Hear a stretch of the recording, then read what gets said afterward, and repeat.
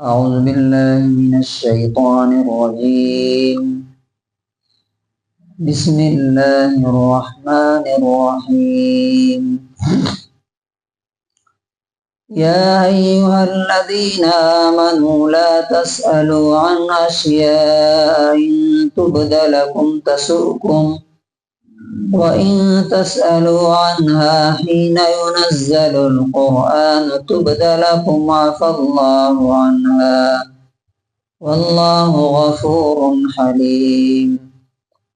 قد سألها قوم من قبلكم ثم أصبحوا بها كافرين.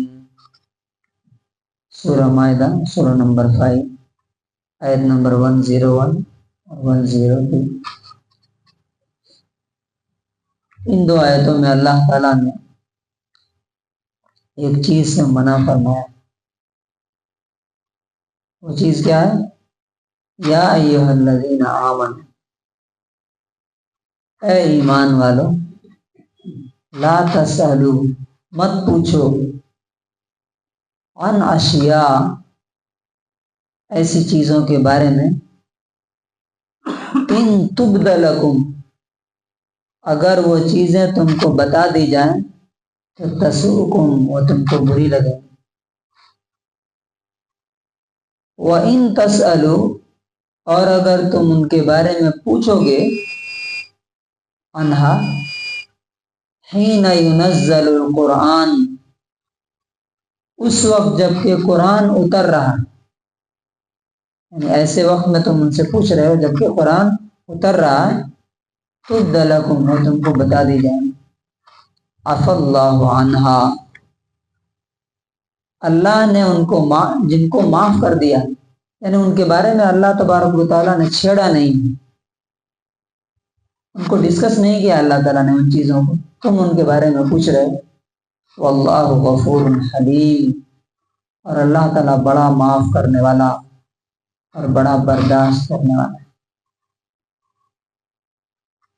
اس آیت میں زندگی کی ایک بہت بڑی سیکھ اور سبق اور لیسن وہ کیا ہے؟ آپ دیکھیں گے کچھ لوگوں کو جب جہاں بیٹھتے ہیں سوالات شروع کر دیتے ہیں، اور کچھ سر پیر نہیں، ادھر کے ادھر کے، الٹے سیدھے اچھے. وہ سوال نہ ان کی زندگی کو کوئی فائدہ ہے اس سے، نہ لوگوں کی زندگی. اب فار ایگزامپل، ایک آدمی مجھ سے پوچھا جنت بڑی ہے کہ جہنم بڑی؟ میں بولا کہ بھائی دونوں میں سے میں کہیں گیا نہیں ہوں، اگر میں گیا ہوتا تو آپ کو ماپ کو بتا دیتا میجر کر کے کہ کون بڑا ہے. اور بھائی جنت بڑی ہے یا جہنم بڑی ہے، اگر یہ سوال معلوم بھی ہو جائے تو آپ کو فائدہ کیا ہے اس سے، یا لوگوں کو کیا فائدہ ہے؟ آپ کو تو صرف یہ کہا گیا کہ آپ جنت میں جانے کی کوشش کیجیے اور جہنم سے بچنے کی کوشش کیجیے. وہ آپ کر نہیں رہے ہیں، اور وہ میجرمنٹ آپ چاہتے ہیں کہ کون بڑا ہے کون چھوٹا ہے. ایک صاحب آئے نبی صلی اللہ علیہ وسلم کے پاس، انہوں نے آ کے بولا اللہ کے رسول، من ابی، میرا باپ کون ہے؟ یہ سوال کا جواب آپ دیجیے. نبی صلی اللہ علیہ وسلم نے کچھ بھی نہیں بولا. اب بتائیے، بہت سے اس طرح کے کیسز ہوتے ہیں کہ انسان جن کو اپنا باپ سمجھتا ہے وہ نہیں ہوتا. اب اگر بتا دیا جائے بھری محفل میں کہ نہیں تمہارا باپ وہ نہیں ہے جس کو تم سمجھتے ہو، تمہاری ماں نے خیانت کی اور تم فلاں کی اولاد ہو، ناجائز ہو، تو کیا عزت رہ جائے گی سوسائٹی میں؟ یا ایک آدمی آ کے پوچھتا ہے، نبی صلی اللہ علیہ وسلم نے کہا کہ تم پر حج فرض ہے. اس سے آپ پوچھ رہے ہیں کیا ہر سال فرض ہے؟ نبی صلی اللہ علیہ وسلم خاموش رہے. پھر دوبارہ سوال کیا، کیا ہر سال فرض ہے؟ پھر خاموش رہے. پھر تیسری بار انہوں نے سوال کیا تو نبی صلی اللہ علیہ وسلم غصہ ہو اور کہا کہ اگر میں ہاں کہہ دیتا تو ہر سال تمہارے اوپر فرض ہوتا اور تم اس کو برداشت نہیں کر سکتے. تو اس آیت کے اندر، اچھا اگلی آیت بھی دیکھ لیتے ہیں. قد سألہا، اسی طرح کے سوالات کیے تھے قوم، ایک قوم نے، ایک کمیونٹی نے، من قبلکم تم سے پہلے، ثم اور پھر اصبحوا بہا کافرین پھر انہوں نے اس کا انکار کر دیا، نہیں مانے وہ بات۔ کون سا سمے، کس کی طرف اشارہ ہے؟ یہودیوں کی طرف۔ یہودیوں کو کہا تھا کہ گائے ذبح کرو، بس گائے بیل جو بھی ہے ذبح کرو، سیدھے سے لا کے ذبح کرنا تھا۔ اب وہ پوچھے کلر کیسا ہونا چاہیے، کنواری ہونا چاہیے کہ بچے والے ہونا چاہیے، الٹے سیدھے سوالات، عمر کیا ہونی چاہیے، فلاں کیا ہونا چاہیے، تو وہ کنڈیشنز آتے گئے، ایسی ہونا چاہیے، ویسی ہونا چاہیے، ویسی ہونا چاہیے۔ اور ظاہر بات ہے کہ اتنے کنڈیشنز لگے کہ ان کو وہ کر نہیں سکے۔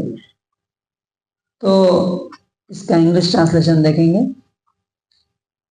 اور believers do not ask about the things which if they are shown to you will distress you, and if you ask about them when Quran is being revealed, they will be shown to you. Allah has pardoned what is past, and Allah is forgiving and forbearing. A people asked such question before you, then they became thereby disbelievers. تو ان دونوں آیتوں کا conclusion اور خلاصہ کیا ہے کہ ہمیں خود بھی یہ چیز سیکھنا چاہیے اور اپنے بچوں کو بھی سکھانا چاہیے کہ سوال کس طرح کا، آپ کو معلوم ہے سوال سے انسان کی کیا بولتے ہیں، اس کی انٹیلیجنس، اس کا دماغ پتہ چل جاتا ہے۔ ایک آدمی جب سوال پوچھتا ہے تو سمجھ میں آ جاتا ہے کہ اس آدمی کے اندر کتنا علم ہے، کتنی گہرائی ہے، کتنی نالج ہے، یا شیلو مائنڈ ہے، اس کے اندر سمجھ بوجھ نہیں ہے۔ تو سوال کس طرح کا ہونا چاہیے؟ سوال ایسا ہونا چاہیے، اب یہ بہت امپورٹنٹ ہے، سوال کیسا ہونا چاہیے؟ آج کل جو ہے نا اکثر لوگ ایسے سوال کرتے ہیں، فار ایگزامپل قرآن کے بارے میں سوال جواب ہوتا ہے، قرآن میں کتنے حروف ہیں،